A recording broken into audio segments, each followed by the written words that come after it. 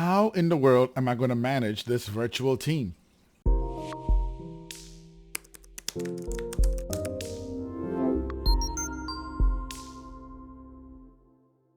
Yeah, that's probably the question you're asking yourself right now if you've just hired virtual staff for the first time, right?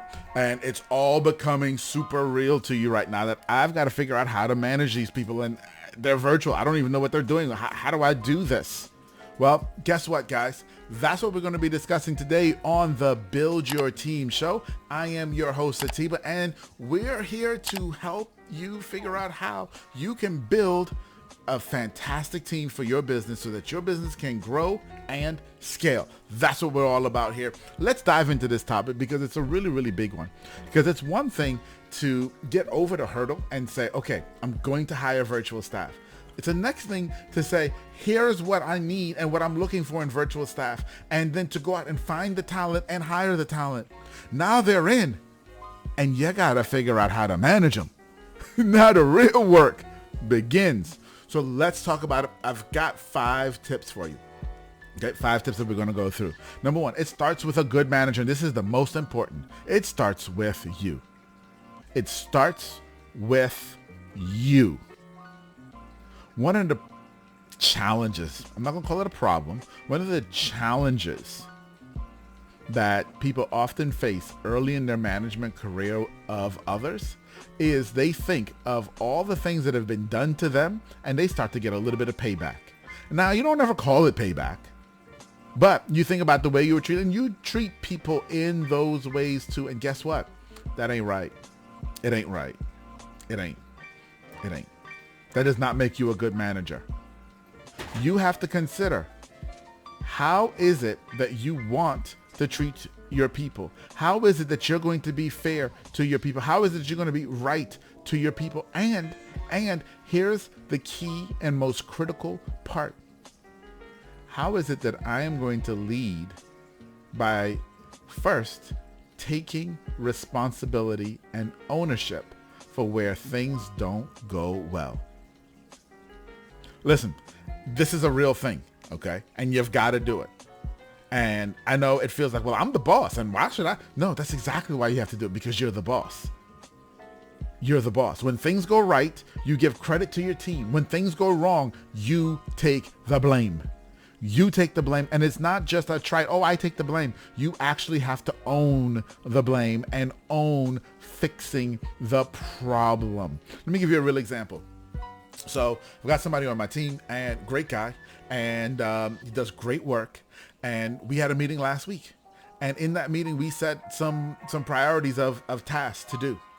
Okay. And we set them out and we set them in the meeting in order and said, okay, these are the things that have to get done. Then after the meeting, I remembered something else that I needed to add to his task list. So since we weren't in a meeting, I went to his task board and I just added it on there. And I added it on there before he had a chance to add in the task that we had just talked about. And I put it as the top priority. So when he came in, he saw that as top priority. And so he started working on that thing first and put that over everything else that we had already talked about. Well, yeah, that wasn't right. It wasn't right. Now, can I get upset? Sure. Can I yell and scream? Sure. Can I say it was his fault? Sure. But what would that do? Nothing. Other than create a bad situation between me and him. But I had to realize this was my fault. It was my fault. Because I gave him direction in a meeting and then direction outside of the meeting, and I didn't qualify both of them.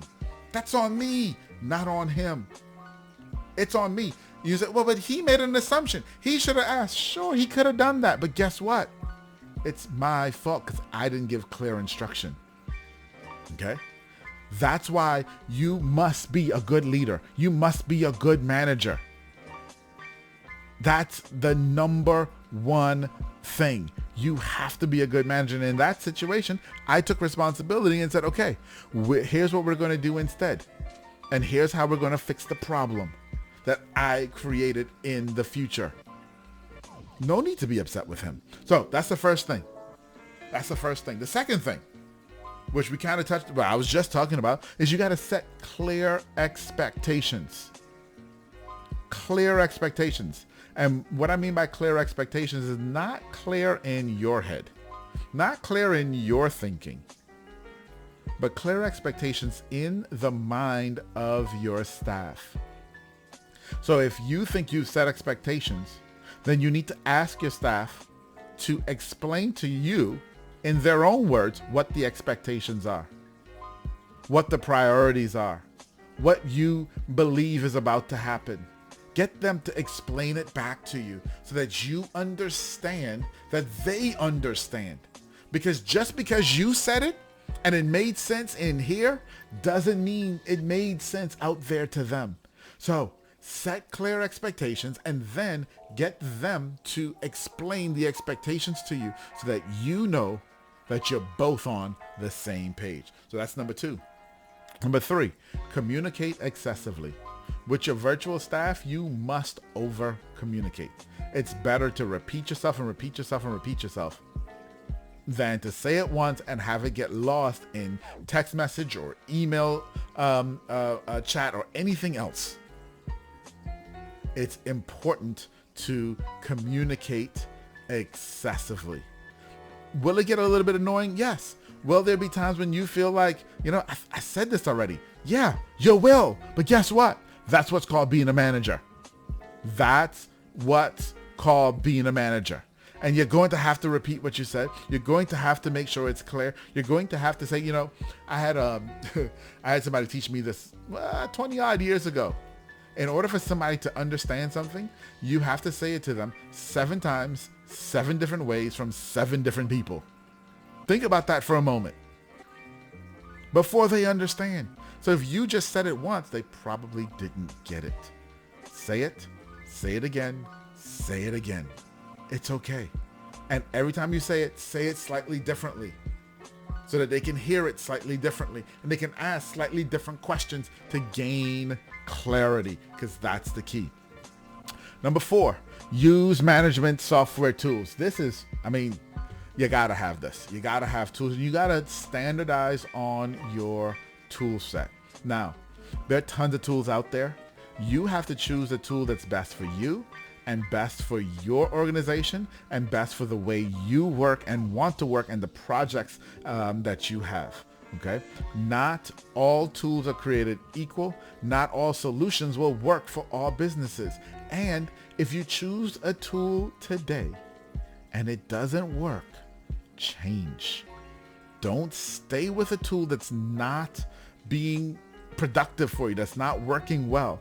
There are new tools popping up all the time. So think about tools. You got to have calendar management. How are your staff and you going to sync calendar? Are they going to use something like Calendly, where you publish your calendar and they can choose times to talk to you and they can book with you? You got to have some sort of calendar management. You have to have communication.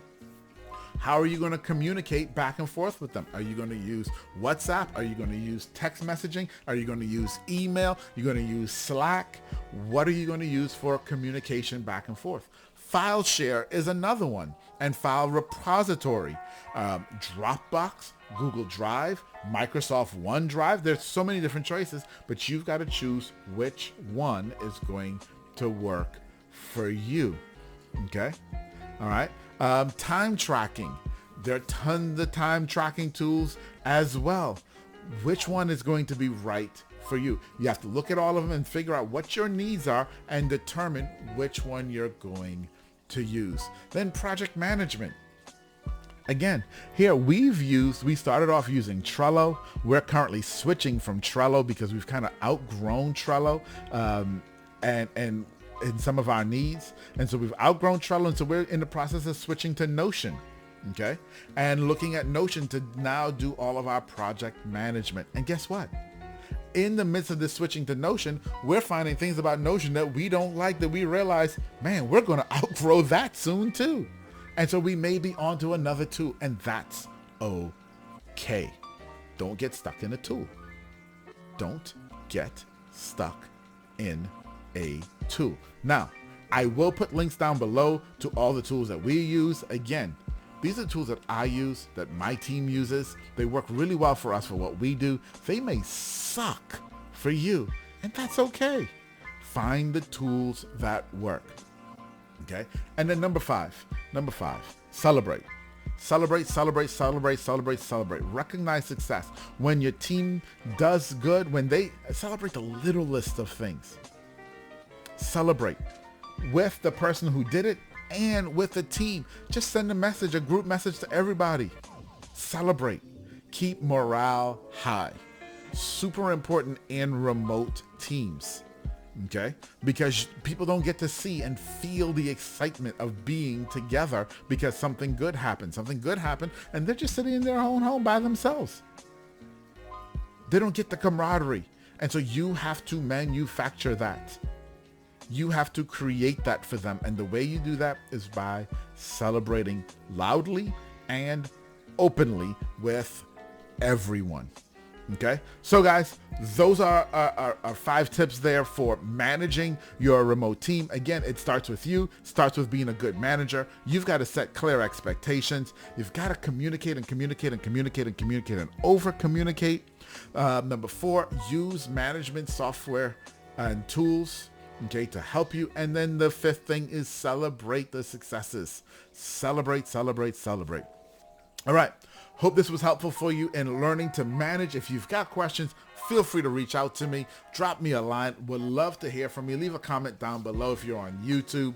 Would love to hear from you. Love to hear how you're managing. If you've got tips that you want to add to this too, let me know that too. Because I'm not here saying I know everything. I'm just telling you what's worked for me. All right, everybody. Talk to you later. Bye-bye.